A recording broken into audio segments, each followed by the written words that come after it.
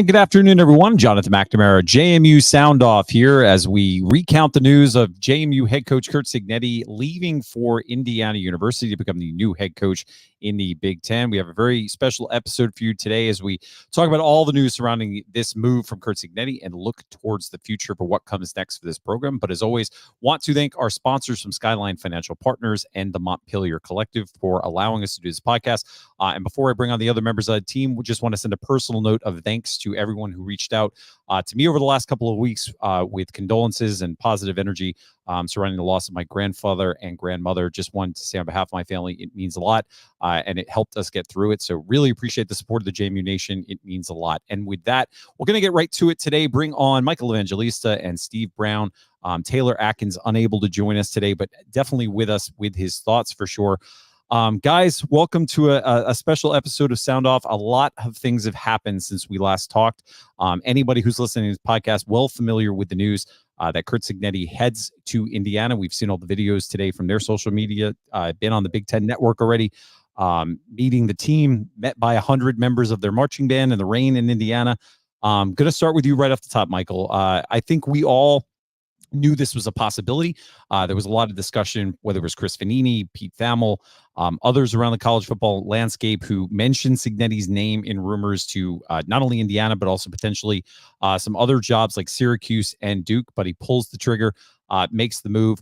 Your initial thoughts on any aspect of this? Do you want to take it? But what comes next? The end of an era for Curt Cignetti at JMU. Yeah. First off, it's tough. I think the natural side of all this is the emotional aspect. Seeing everything transpond yesterday from silence in the morning to Pete Thamel finally saying, hey, sources indicate we're finalizing agreement, to then seeing Cignetti, post a video, right? There's a lot of emotional response to this. But after seeing this is our fourth head coach in 10 years. I would say it's hard, but you've got to take the emotional aspect out of this and think big picture. The fact that we countered with potentially making Cignetti the highest paid Sun Belt coach in year 2 of our transition by 20 to 30%, varying numbers, right, of what the highest Sun Belt contract looks like. That's a huge signal in terms of financial commitment by the university. Whether the number was 5 million from Indiana or 4 million, there's at a point when you're negotiating where it just doesn't make sense. Taking the emotion out of it, what we've seen today, Horace Jones in the portal, he's a grad student, right? He's got a degree from JMU. I think Jalen Walker as well. I think Aiden Fisher is going, right? He's the only underclassman. We had one decommit. I think it's a far cry from the doom and gloom that you're seeing on Twitter. And here's the thing, if it makes sense to you to stay away from the negativity, do it, right? But I think we are running to conclusions of what this all means, but not recognizing we've done this before. There's a process to this, and certainly an urgency from the administration to get this done before Monday. Well, and I want to point out to that is while JMU is losing some players to the portal, and remember, once you enter the portal, Grayson McCall, you can always come back.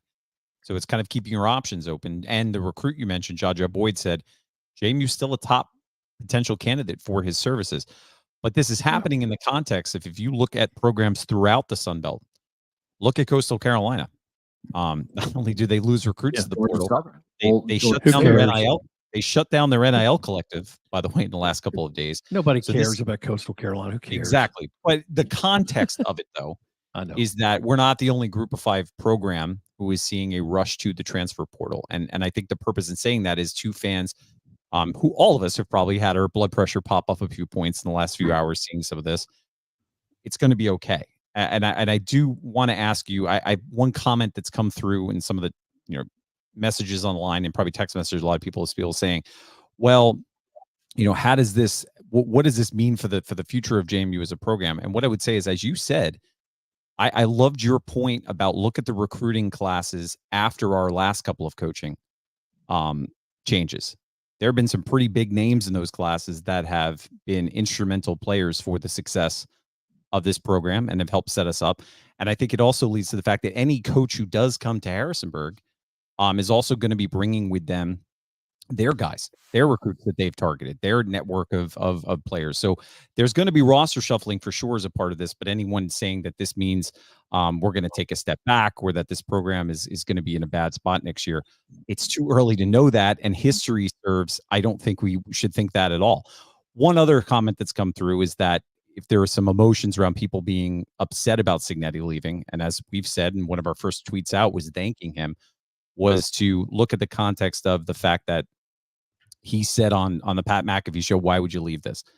That was the information he had at hand at the time. And I will say, in defense of Cignetti, I do believe him and take him at his word. And this is where I was going to come to you, Steve, that his desire to stay in Harrisonburg was genuine. But sometimes, how many of us, if offered $30 million today to make a move or whatever it is, 25, 35 million, staying in our current job. I think if anybody's intellectually honest, most of the people are probably at least taking that plane ride to Indianapolis to have that conversation. And most people are probably saying yes. Your thoughts, Steve? Yeah, he's not dishonest. Coach is a bit quirky. I think and that's fine. So am I. But he wanted to stay. He didn't lie to people 2 weeks ago. 2 weeks ago right now, we're cheering on our man up here in the right-hand corner on the Pat McAfee show. That was 2 weeks ago today. So there's at the end of the day, I can't blame him. I wouldn't blame him. That is life-altering money. And so at the end of the day, when you love what you're doing, and you're having a great time with what you're doing, and he had a great time with what he was doing, I can't fault him for doing something different. 2 weeks ago, he told the truth on the Pat McAfee show. This is a great place. College game day, great place. But when you put that kind of money in front of somebody, I don't fault him to take care of his family. And I understand why you make that move. So for people to get mad at him over that is silly. In my opinion, you can get mad if you want to, it's your opinion. But at the end of the day, he didn't lie to us. He didn't sell us down the river. He did everything he could for this team, and they had a great year, and he capitalized on it. And I want to say on that too, if you look at Cignetti from the perspective of what makes him great as a coach, is that he's confident. He believes in himself. And I'm never somebody that's going to fault somebody. He's a CEO. Like he knows he's an organizational guru. Like he knows everyone's strengths and weaknesses. He knows when to deploy certain people, personnel, resources. That's his strength. He did it at IUP. But I was going to say though, is I'm never going to fault him for betting on himself and believing that he can go into the Big Ten. Take a program that has a donor who's made some news this week in Mr. Mark Cuban, who's now $3.5 billion richer, could probably make some significant waves in the NIL department for Indiana if he chooses to. But Cignetti believes he's going to go in there and win with his staff like he has at any other place. We can all have our thoughts on if that is going to happen or not, and time will tell. Certainly coaches who have left JMU before have found out how hard it is to transition that success from JMU, but I am never going to fault him for believing in himself and believing in his staff and believing in his ability to go wherever he's going to go and make it successful. And that's why I feel maybe stepping back from reflecting on the move itself, but I do think we owe it to ourselves to reflect on the time period for which Curt Cignetti came to JMU. Leaving, Mike Houston leaves this program. A lot of questions for where we were going to go when Curt Cignetti came to town.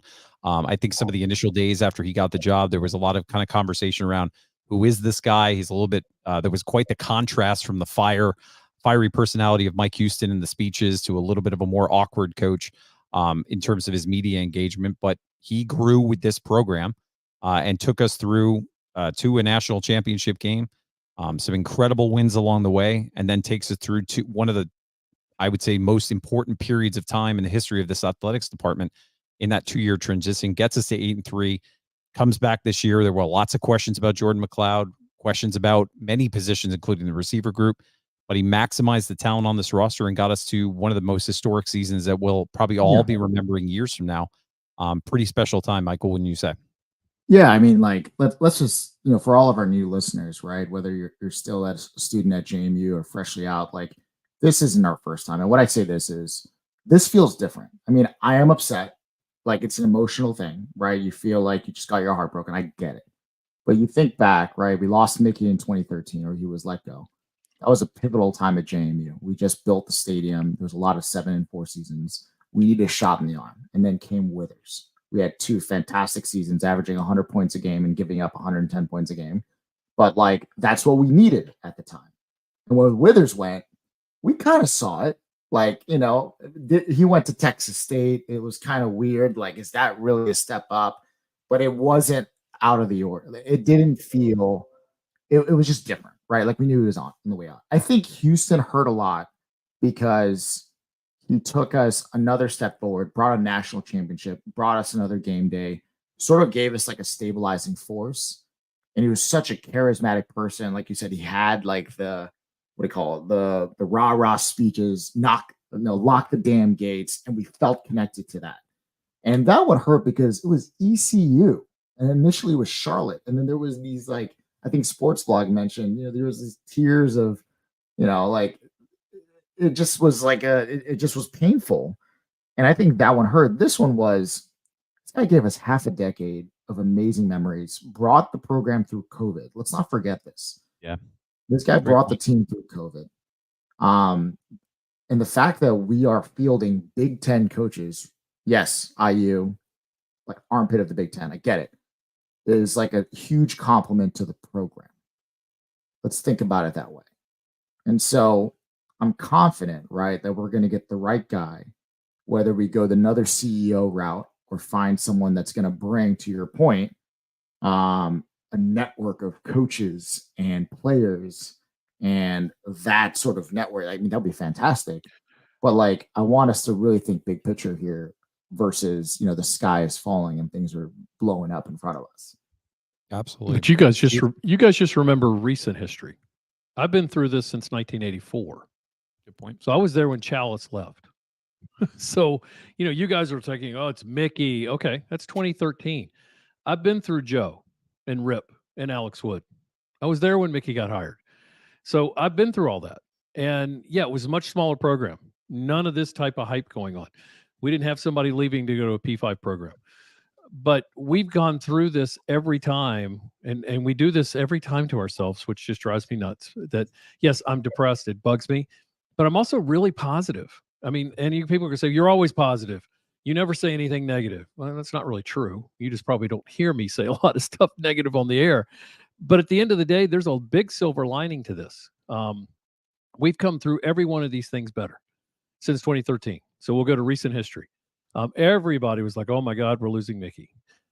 Everett comes in, Everett changes a bunch of stuff. And when Everett left, people were like, well, we didn't really want Everett here anyway. It's not true. There's a lot that he did that was really good for JMU. He put us on a trajectory. And the same thing happened when we had Houston come in. I agree with Mike.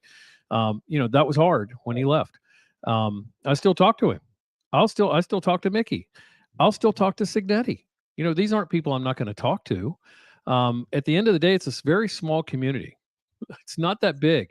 And a lot of these people kind of circle back in your life. And some of the people that are being floated out there for coaches were in the coaching realm, or at least in the decision-making portal of this in 2018, 2019, when Cignetti was looked at.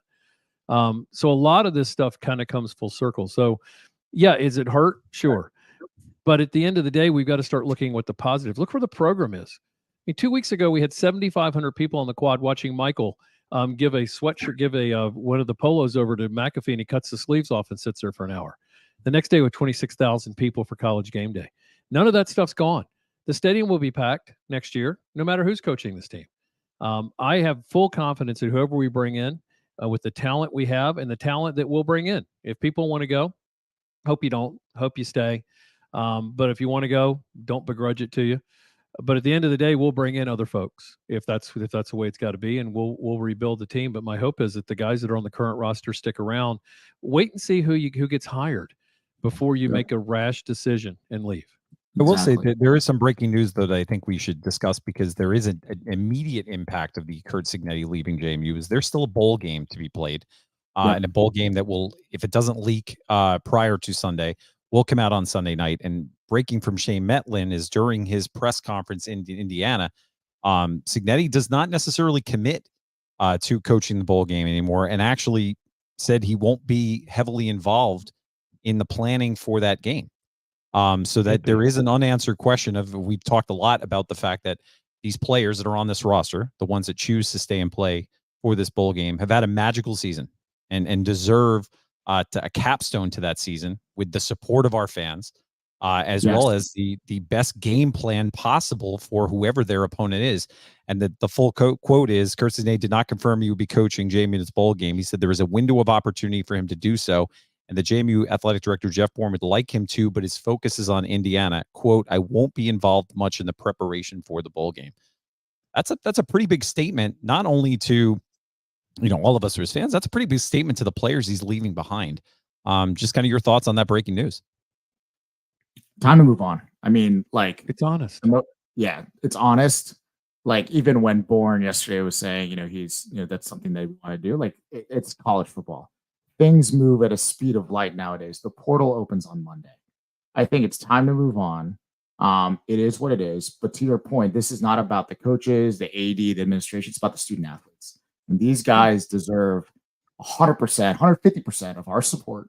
I'm going to be at the bowl game. I know Steve's going to be there. I know John's going to be there. Yeah. Like, we will be there to support the 100 kids that are going to be out there giving their blood, sweat, and freaking tears for this damn program. And that's what matters most. So I think it's like, we'll figure it out. I trust the new coach will be in there and try to like get the band together. It's going to be painful. This is the moment where you got to rip the Band-Aid off. No more crying over, oh, this coach is leaving. It's a coaching staff change. This is what's supposed to happen. Players will announce they're leaving. This is what's supposed to happen. Cignetti has an interest to make Indiana good. I won't be surprised that half these guys will be wearing crimson or whatever their colors are. It is what it is. And the moment we realize that and accept it, make a decision how we want to feel about it, the better off we're going to be as a fan base. Amen to that. I will say this, and I did want to bring up this point as just a conversation piece, and then I think we should transition to what comes next. This is a moment in time, though, where all Sunbelt programs do, I think, have to look at the full landscape in the group of five and realize that, first of all, I want to be transparent and clear in saying the news that JMU's athletic administration and the news that our donor base, which has been talked about a lot on this program, we're willing to make Curt Cignetti the highest paid coach in the Sun Belt, as you said, 2 years into the transition, is something that deserves all of our applause, something that deserves, appreciation to, I'm going to call them people like Steve Brown, people like Cliff Wood, John Connors, the people who have over many, many years have answered the call, Jake Coons, to step up to the plate to support this university, Joe Shokers of the world, and the new donors who are coming in. This is a moment. But it is important to note that the highest paid coach in the Sun Belt wouldn't be in the top 20 group of five coaches. So I think all Sun Belt programs, as they look towards the future, we're focused on JMU, are going to have realistic conversations of what can you do? Can we find additional resources to make sure that we can compete with not only the P5 schools, which, let's be honest, if we were to offer Curt Cignetti $3 million or $4 million, they can probably always offer 7, 8, 9. And if somebody's willing to leave for more money, they're probably going to leave. But it's really about looking at schools like UTSA, looking at schools like Tulane. And if they're able to do it, we have to look at ourselves in the mirror and say, can we do that? And that's going to take more conversations like this, where we continue to talk about the importance of the Duke Club, continue to talk about the importance of the Montpelier Collective, and finding a new donor base to enhance the existing donor base that we have to allow this program to continue to have the resources necessary, because this new coach that's going to come in, whoever it is, we're going to talk about potential candidates in a minute, is going to have a laundry list of things he's going to want to do to enhance this program. New stadium expansion, practice facilities. So Steve, your thoughts. Do we care enough to be Tulane? Yep. That's what this comes down to. I put that on Facebook somewhere. I can't remember who. I was trying to explain something that in terms of the math. We can continue to live like we're living and having our folks picked off, or we can decide to pay like a mid-level P5 school. And you don't lose people to Indiana. If there was $3.5 million on the table, he doesn't go. More than likely. I don't know what he's getting. But if you've got something that's close, 2.5, whatever. But if at the end of the day, if you're paying something that like Tulane money, and you want to be at the top of the G5, if that's where you want to be, then we've got to pay and we got to act like it. If we don't, then we got to get used to wringing our hands every 2 or 3 years, because this will happen. If we're successful, our people will get picked. Tulane goes through this every year, and he still may go. I mean, I think they're paying him a lot of money, and Willie still may go, but Willie's probably going to end up at a pretty good I think he's situation. rumored to go to is a candidate or final candidate for Houston right now. Yeah. So he's going to Big 12. So big job. But at the end of the day, that's where we as a university, and that's why this is a good point for us, is we've been celebrating for 2 weeks until yesterday. And then yesterday we weren't. But the good thing for me is the thing that kind of kicks me in the rear end is this makes you look at yourself to say, who do you want to be as a university? Do you want to be who you've been for the last 8 weeks on the ride you've been on? Do you still want to keep that feeling? It takes money to fuel it. And people are probably getting tired of us saying it. But at the end of the day, that's what it takes. And we're going to have to pump more money into the program. We're going to have to become a bigger time program because we claim we're big time. We're not big time in fundraising. I can tell you that right now. We're about as small time as you can possibly be in fundraising. And that's got to change if we want to try to keep these kids and we want to try to keep coaching staffs. It's okay. But the other piece of that, really quick, the other piece of that though is there's been a lot of conversation about JMU consistently being the school from the group of 5 that competes for that playoff spot in the new 12-team field. Well, we're competing with the UTSAs of the world, the Tulanes of the world, and other American conference schools who are paying significantly more money for their head coaches. So that comes into play in these coaching searches. So when there's a coach interviewing at JMU, he may be interviewing at an American conference school. And it could be a candidate we want. And if JMU's paying 1.1, 1.5, you pick a number, and they're paying 3, chances are that coach is going to pick that program. So it's a moment not to dwell on that point, but there's also a bigger picture conversation about allocation of resources, how we fund things, and we can have those discussions down the road. But any decision we make and any candidate that we go after and retaining those in the future will be aided dramatically by the support of everyone who puts a purple flag on their house, has a JMU license plate, has 10 or more sweatshirts in their closet that say JMU on it. Translate that passion into donor support, and it's going to help this program go forward. Yep. With that, though, we do want to transition to the next potential candidate for JMU. Jeff Bourne did do a media availability where he was very candid in saying that he had an idea that this could happen about a week ago, has already enlisted the same hiring firm that he is using to hire the next athletic director for JMU. And that's a point where I want to start on. There has been some reporting from Shane Metlin last night indicating that there is at least the possibility of a package deal. Michael, do you want to go into what that could potentially look like? Because there's some candidates' names already starting to be publicly stated. So our commentary on this is not individually sourced, but based on media reports out there, there are some possible package deals coming to Harrisonburg based on the connections to our hiring firm. Your thoughts? Yeah, and before I go into package, let's just talk about context here, right? I think it's important for the fact that hiring a head coach and that head coach potentially not knowing who their boss is going to be in 6 months, that's a very interesting place to be. So I think it's strategic and smart that we're using the same agency to do both. So 2 birds with 1 stone per se. But I think it's also important to note we've used this firm in years past. I think we used them in 2015 when we got Houston. We used them in 2018. So the relationships run deep. And there is a UVA tie to this. I think that's the interesting one. I believe Craig Littlepage, the former AD at UVA, is actually behind the scenes. He is the one leading both the AD search and the coaching search on behalf of a firm that has many people from connected to other universities, but his connections as the former athletic director at UVA. So I think it is fair to say, right? Look at last year or 2 years ago when UVA was down between Tony Elliott and a man named Anthony Poindexter, who's at Penn State right now. Do we have a shot? And I think Poindexter even interviewed in 2018. He's currently, I think, the safeties coach and defensive coordinator at Penn State from Lynchburg, Virginia. Well-renowned in the state, hyper recruiter. Players love him from what I've heard. And there's certain people in the UVA athletic department that I think would be really great. I think right before we hit record, I think we're very high on a former quarterback. His name is Sean Moore.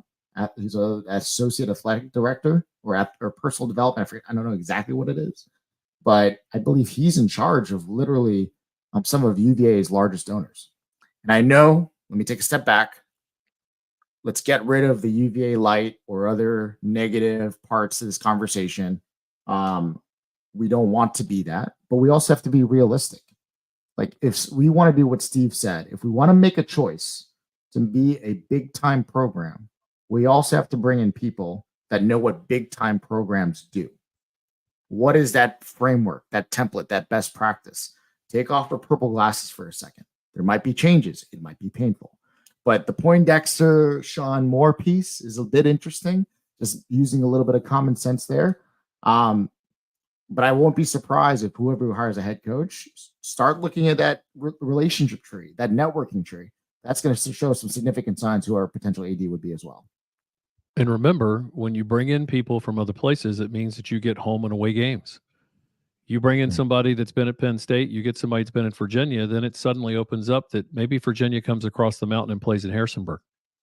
You got to be thinking like that. At the end of the day, we love having our rivalries. And yes, Virginia Tech, we always want to, rag on them because they rag on us. They got a great program going. They fill that stadium when they have a crappy team or they're not doing well. I can't say the team's not trying hard, but they may not be good.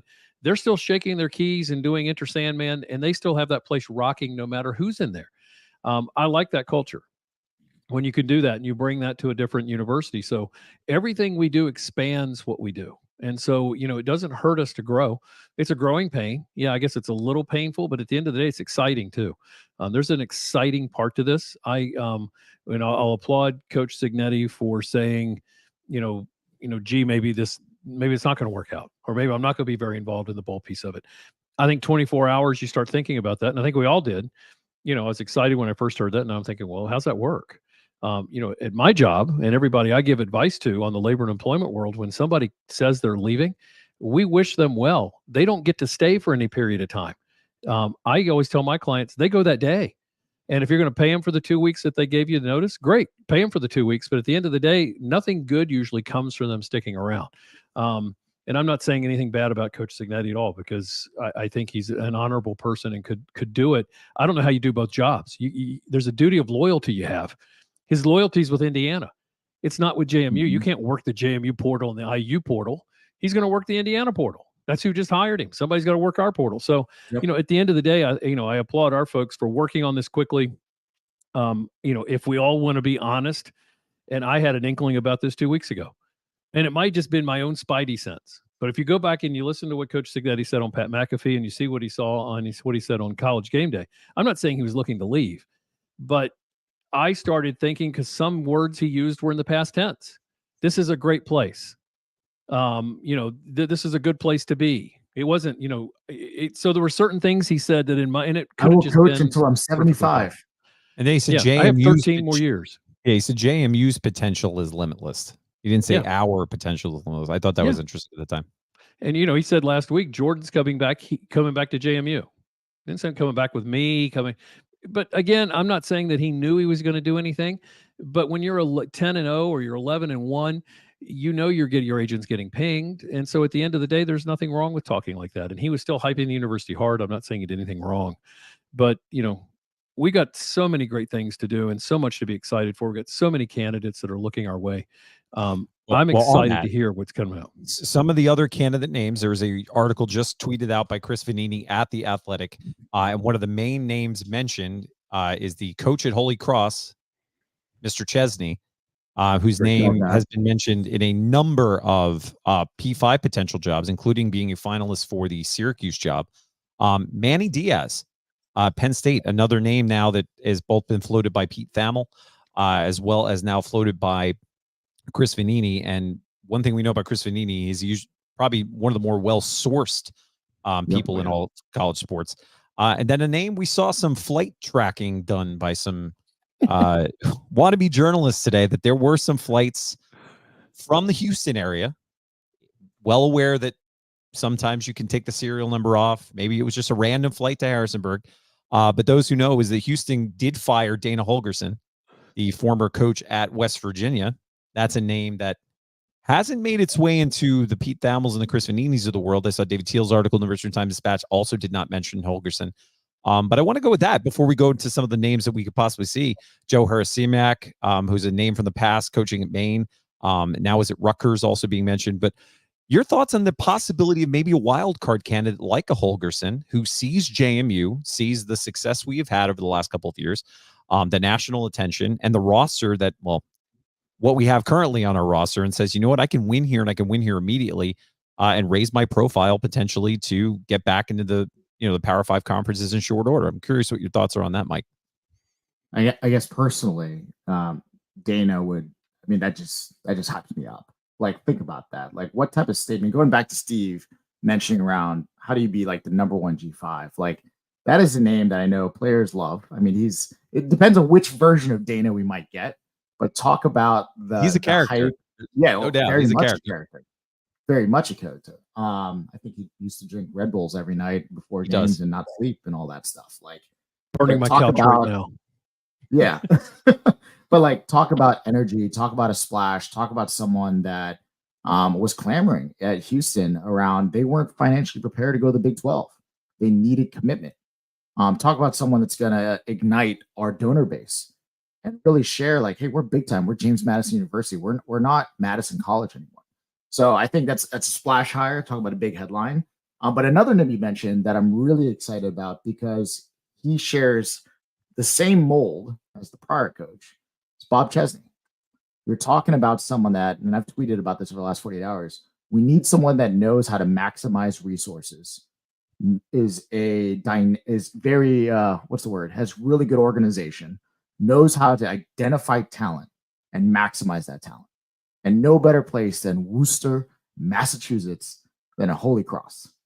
I mean, they probably have like a tenth of the money we have. I mean, their endowment probably, dwarfs ours, but like, from an athletic standpoint, like probably a tenth of what we have, found a way to win in the Northeast, has made Holy Cross an FCS contender over the last 2 years. I think they're a big deal now from what I've heard. They're in the playoffs right now. Has really good quarterback play. You're looking at the Cignetti, right? Winning at Elon, winning at IUP, and winning at IUP significantly. That's someone that's very intriguing. We've always wanted someone that had a head coaching background that can be a CEO. That's a really enticing name. And I believe their AD or associate AD has ties to the Valley too, from what I've heard. Can't someone corroborate that? But like, that could be an interesting combo as well. Well, and the other one I wanted to get your thoughts, both of you, because we're familiar with Joe Harrisonburg. Reports where he was a candidate when Curt Cignetti got the job. Also has ties to somebody all of us on this podcast are familiar with, Cory Heatherman. Who's also on staff at Rutgers. Could we see Harrisonburg come down to Harrisonburg and bring his old buddy back to a place that, from all reports, he loves, and has told people in the past that leaving Harrisonburg was something that at least partially regrets. An opportunity to maybe to come back, and it wouldn't be a lateral move because remember he's a position coach currently in the P5, so an opportunity to become a Group of 5 coordinator, he could still sell as a step up. You just went on mute by mistake. I don't know what happened, but I mean, that's the defense we're running. So remember, it's Cory's defense that Brian Haynes took over, and it's a great defense. Love the defense. Cory loved it here, and a lot of working for a great program. A lot of players they recruited are still here. Yep, and Cory's great. I mean, there's tons of people that are vying for this job, which is wonderful. Before a couple years ago, before we were big time, which we are, you probably had 5 to 7. You heard Jeff Bourne yesterday say dozens have contacted them, and the people you're hearing in the articles from Chris and all these folks, these are top level folks, and not that we haven't had top level folks before, we always have, but it feels different. It just does. Yeah. And I like the way it feels. Michael, what do you think on the Cory potential Cory Heatherman, Joe?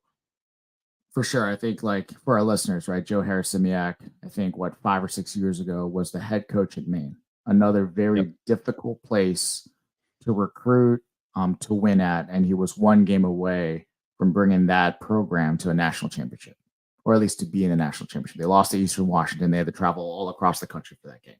He was a young head coach. But those teams were scrappy. They had very good play design. They knew how to maximize the talent. And Cory Heatherman, I think, was his DC at the time. He was. So Joe leaves to go to Minnesota to be a defensive coordinator.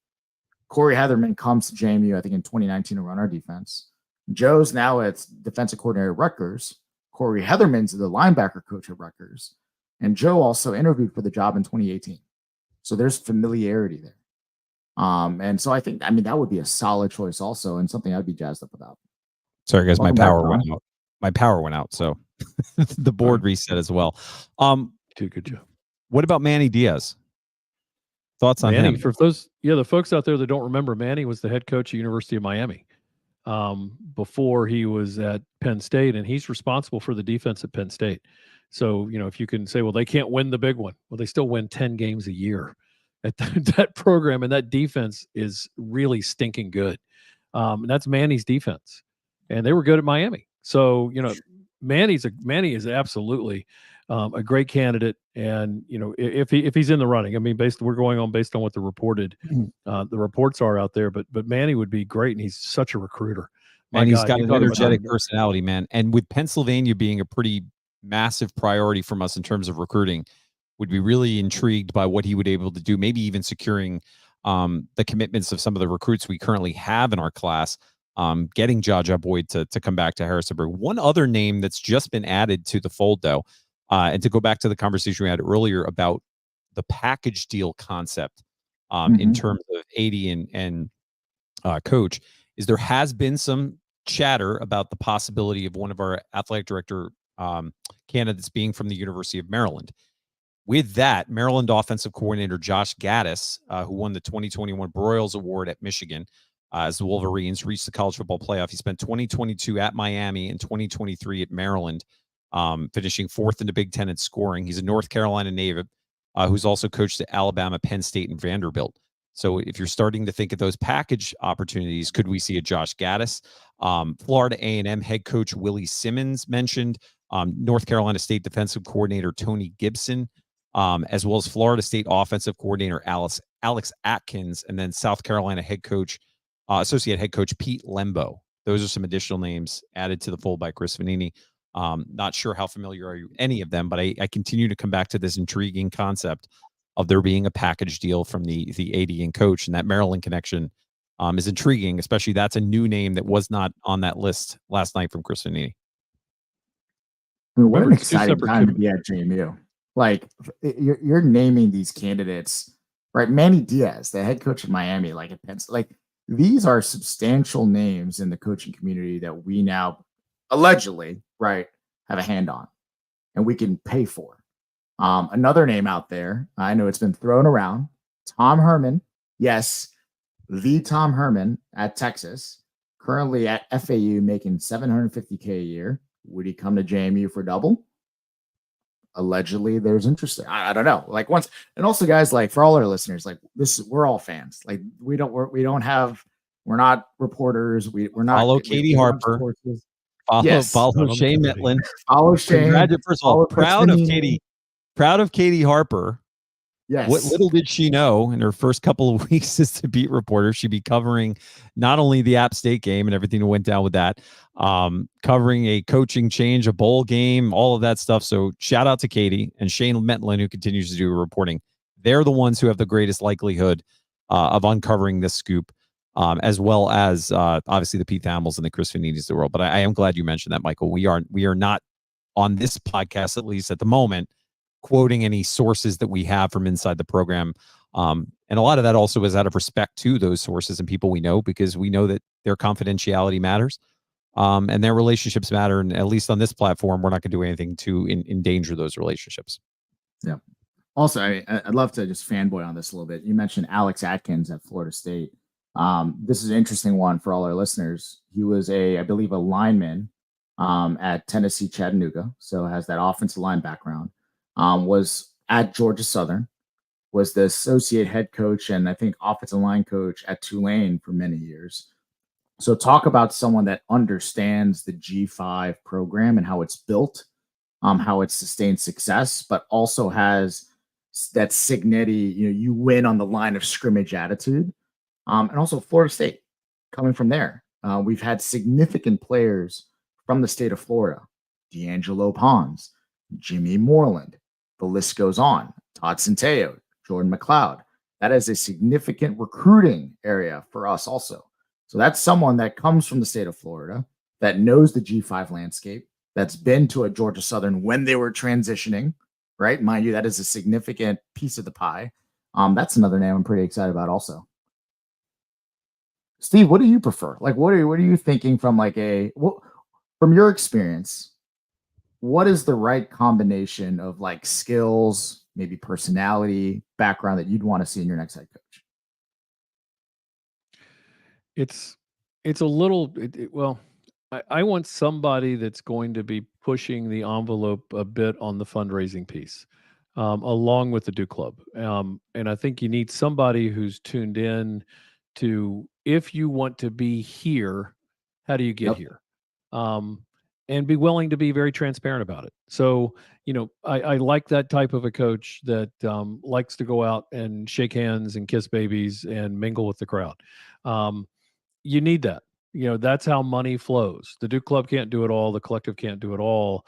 The coach does have a piece to that. So for me, I want somebody in that realm, not so worried about age, but something for me in the youth piece helps. I kind of like somebody in their 30s or 40s.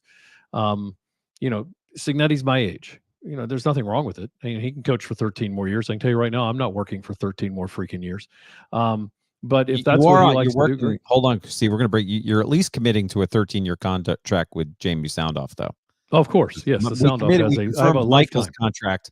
Michael's contract was renewed, so congratulations. Yes. So Steve Brown also coming back. So I signed a $6.8 million contract with the Sound Off. $1 million of feel good. So it's not dollars. All supported by Cliff. If Cliff Wood's listening, thank you, Cliff, for Steve's $6.8 million contract. My agent's also good. calling. Yeah, of course I'll always do the program. It's a blast, but that's what I'm looking for is probably somebody in that realm. I don't know on the AD side what we're doing, but we're going to need somebody in that kind of ilk as well. And not that Jeff did a wonderful job, so don't take this as pejorative if anybody's Steve, listening. what does it mean to be a good fundraiser, right? What are some things that you think we can get better at? Like engaging the fan base, like being more proactive. Like what does that mean? If I were in charge, I would have a capital projects that I put out in front of everybody and I'm transparent about. I would have put something out years ago when we were trying to build the AUBC. I would have also put out the other side of the stadium. And here's a $500 million worth of stuff you want to build. Here's the priority schedule for us. If we raise X number of dollars, we do the AUBC. And then next, if you want, then we need such and such. I would talk more about what we're going to build, and I would have big stretch goals that I'm not afraid to miss. And at the end of the day, if I don't raise X number of dollars, it's not a failure, but I would talk about it. And that's fundraising. I know a lot of people are like, you can't do that. You don't understand fundraising. I kind of do. So I would like that. I'd like more people talking about, if you want to be Tulane, here's what it costs. It's not always about the money, but it kind of is. When people tell you it's not about the money, it's about the money. So, we need more money to be the program we want to be. And so I would like somebody that's just honest about it. UVA's honest about it. As much as we're going to, dump on UVA and, but they have a $3 billion endowment and they have a weekend that they bring people back. They spend $10 million to $15 million to bring people back. They come out with $40 million in commitments and donations out of that weekend. And they make their classes pledge $500,000. They pledge a lot of money, $500,000. A lot of these classes pledge back to the university before they graduate. Now, how do you get that money? You hit your parents up. My kid was at UVA. He came to me and said, there's time that we need to make a class gift. And I said, so make it.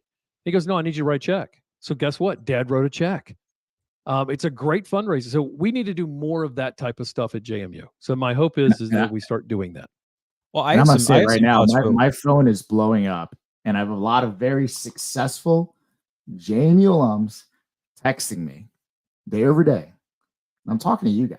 Like that is what we need. Like there are very smart, successful JMU alums that love to go to JMU games, root from close and root from afar. That is who we're talking to. And that is why I think we need to build this thing, right? And continue this rocket ship. Sorry to cut you off, John. Go ahead. No, I was going to say, I do have some thoughts, though. And I think this is not an outside of the realm piece of commentary, and it's something that we had discussed privately and in some regards publicly. during Coach Cignetti's tenure is I don't think that was a strong suit of his. We did not have Pat McAfee, Curt Cignetti, for the vast majority of his tenure. His engagements at some of the Duke Club events were interesting at times. And I do think that if there is an opportunity, I'm not going to linger on Curt Cignetti's flaws in that arena, but there is a possibility of having a younger, energetic coach. I look at somebody like a Mark Byington. You know, when you see Coach Byington and what he does with his version of the Alpha Dogs, and what Coach Byington does in terms of his engagement with supporters, you start to see what value that can have in terms of keeping people excited, using the media, using social media as a tool. That could be incredibly effective. And I think it has to be something that our new athletic director and Jeff Bourne are going to likely be taking into account. It's not everything, wins or everything. But when you're talking about fundraising, that young energy can be really powerful in terms of keeping people engaged and keeping them, willing to support this program in a bigger way. And I think there is an opportunity to grow that with this hire. And I think it should be exciting for all of us to look at that as a real possibility. Other than that, guys, anything else in terms of what we're likely to see over the next few days as my son joins the podcast that you're looking for over the next 48 hours? I did think Jeff Bourne said he wanted to give this new coach at least 8 to 10 days minimum in terms of the portal. So it is very likely that we see a coaching candidate come to the forefront of this hiring process as early as tonight, if not tomorrow morning, at least news breaking. I think is that something you expect? Monday. Yeah, I agree. Yeah, it has to be Monday. I'll figure, but like before Monday. So much urgency behind having someone in place before the portal opens. Yeah, we don't have the luxury you had back in the FCS days when your season was over in December and you could spend 20 days looking for a coach. The portal's changed all that. So right now you got to move, you got to be nimble, you got to make a quick decision. And, to be frank, we're not usually good at that at JMU. We're not usually nimble. And I'm hoping, and I think we will be. I think when the situation calls for it, we're going to do it. And I think the situation calls for it here. Whether we're able to get an AD coach at the same time, I don't know. That's two different committees that are in charge of that. But I trust Jeff. I trust who's running this whole thing. And, he can be very nimble when he's charged to be nimble. And I have a feeling he's been charged to be nimble. So that's my hope and that's my prayer. And we can't really wait. Because if we do, we're going to, it's going to mess this program up, and nobody's trying to mess this program up. I think my last comment I was going to say to you, Michael, because I think you've done maybe a job that better than anybody in terms of the JMU social sphere of promoting the notion of JMU being so much more than one person. Is if there's a message out there for recruits who might find themselves stumbling upon a clip of this podcast, who are saying, I was coming to JMU because of Curt Cignetti. Now I'm not sure. We posted on our Instagram a video from the App State game, just showing what the atmosphere is like with the phrase, it's going to be okay. It is going to be okay. And if there's a message to the recruits out there, what would it be from you about why they should continue to come to Harrisonburg and make JMU their home, regardless of who the next coach is, wearing a purple quarter zip in a couple of weeks? To echo the great Percy J. Obase, this is the place. I mean, where you feel loved, you get supported, right? You have 26,000, even more fans yelling at you. You come to this place to win. When you walk into the Plecker Center, all you see are trophies and championships. That is the culture of JMU. That is a culture of excellence, an expectation of excellence, and you come here to win games. And that doesn't change. I posted a couple stats, I think, 48 hours ago. I think we're 118 and 27 in the last 10 years, and that counts Mickey's 2013 6-6 year. That's 80% of games that we've won across 4 head coaches across different times.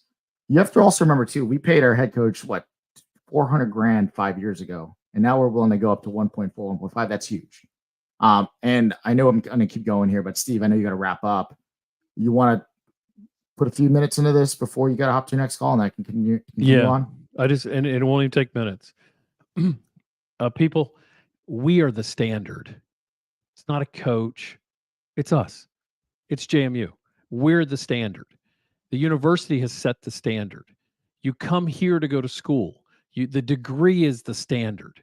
That's why you're here. So if you want to play at JMU and you want to have an experience at JMU and you get a good education at JMU, you're coming to the standard. Don't worry about who's sitting in the chair. Love those folks. Love the people that have been in the chair. Love the people that will be in the chair next. But we are the standard. Never forget it. So when we talk about all that stuff, it's all about us. It's all about JMU. So I just want to point that out. It's never a negative, but we're absolutely the standard. We'll continue to be the standard. We'll win. So I got to go do work stuff. I apologize, but I'm going to bail on you guys. So if that's okay. Thanks, Steve. Thanks, Thank you. Steve. All right. See you guys Sunday night, whoever's watching. Go Dukes, You go. get your bowl tickets. I'm coming to the bowl. And if we're in the Myrtle Beach Bowl, you can arrest me. You can tase me. Whatever you want to do, cop, because I'm telling you Cop's right gonna have now, his I will body cam throw on. streamers. I'm going to throw craps right in his face. He'll have put that body cam on. Those streamers are going, baby. Wherever we go, get used to it, people. Alice, if you're watching this, just make sure to write Steve's number on the inside of his shirt jacket or something like that, so we can whatever it's in there attorney now he's 'cause calling. I think it's in there because I'm old. So you have like my name in there now. I think that's the thing.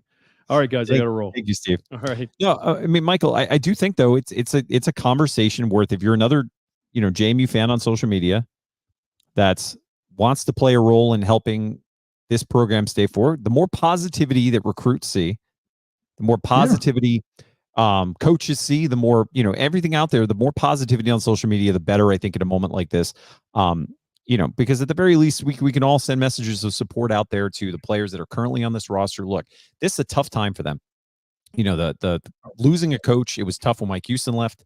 It's tough when Everett Withers left. I'm sure a lot of these players are feeling abandoned in some regard. These are young men, yes, but they're still going through, as Jeff Bourne said, I thought eloquently in his remarks, this is an important life moment for them. But they're all Dukes. The ones that are here, the ones that are leaving, we still support them. And this is a moment where we need to be lifting up as best as we can everyone around this program. So, because most of these players are going to be back next year. And there's going to be a lot of energy and a lot of excitement when the new coach walks in. I'm sure those Indiana players had a lot of questions when their head coach was let go. I saw a lot of them enter the portal, but there was a whole group of players who met with Curt Cignetti today in Indiana that are probably excited. And I know from talking to people like Harry O'Kelly and many of the other guests who we had on this program who were players under Mike Houston had some questions when Curt Cignetti was named head coach of JMU. But it obviously worked out for them, and I think it's going to work out for the players who commit to this program going forward. Any final thoughts, Michael, that you have before we wrap this discussion? And maybe we should say right off the bat to anybody watching this podcast, stay tuned over the next couple of days, because I know I'm not breaking down any of the equipment. If there is breaking news that comes out in the JMU universe, if we can break news, stay tuned to our social channels for additional opportunities and additional conversations. But maybe your final thoughts on anything that might happen over the next couple of days and what people should be looking for. Yeah. From my dad growing up, he always had one saying, whenever stumbled or if I ever did any well in my life, he always said, don't get too excited. And this is my saying for all of JMU Nation, whoever's listening, don't get too excited. It is what it is. The faster we accept the reality, players will come, coaches will go, etc. The better off we'll be. Cignetti was great, awesome 5 years. We're gonna have a hell of a ride after this too. I believe that we'll have someone in place before Monday, and someone that's gonna right the ship, someone that's gonna provide a vision, someone that's gonna bring players in, someone that's gonna bring coaches in and stabilize the waters. So I'm excited for that.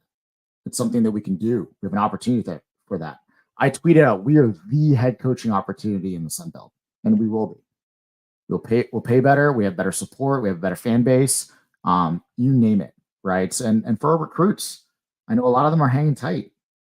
Like Steve said, we are the standard. There's no doubt about it. No one else can say that. So I'm excited. I'm cautiously optimistic. I'm tracking the phones. If I don't respond in time, it is what it is. A lot of things happening at once, but I'm excited and ready to go forth and just put the past behind us, man. Ready to rock and roll. Again, real quick shout out, Skyline Financial Partners, Montpelier Collective. Go check out Skyline. Go make a donation to the Montpelier Collective. My final thoughts, I want to thank the volunteers on the Board of Visitors, the volunteers involved in this hiring search, who have put their lives on pause in the holiday season to help JMU find the best possible athletic director, the best possible coach they can find Again, these are your fellow Dukes, these are your fellow alumni that are doing incredible work right now to make sure, with this hiring firm, to make sure we get the best possible candidates to Harrisonburg. Just want to give them a shout out. Thanks for what you're doing. I'd be remiss, though, if I did ask our producer, Chandler, you have any final thoughts? Okay, Chandler's done. He's done. He has somewhere to get to as well. But yeah, stay tuned over the next couple of days. We will be back on Sunday. We have a pretty special episode planned that we will promo as we go throughout the weekend, with some pretty special guests for fans of the 2004 championship run. So stay tuned to that. But again, we'll have breaking news by Sunday night's episode. We may have a coach and we may have a bowl destination. So stay tuned to JMU Sound Off on all our social platforms, as well as jmusoundoff.com. Also want to mention to people watching, we put up some brand new merchandise on the website. We've got a cool basketball shirt up there now. Have some other editions of the Jimmy brand that we're starting to see around campus a lot. Check that out. Note for those who are ordering merchandise from jmusoundoff.com, order by December 4th. You place your order by December 4th. You will get that delivered by Christmas. That has been Bonfire's commitment. So we're hoping that they're able to do that. So again, thank you to who have supported those efforts and are wearing the shirts. It's cool to see. And with that, we'll call it a show. Enjoy the next couple of days. Follow social media. Thanks to Shane Metlin, Katie Harper for your reporting. And we'll see you Sunday night, 8 p.m. JMU Sound Off. Go Dukes.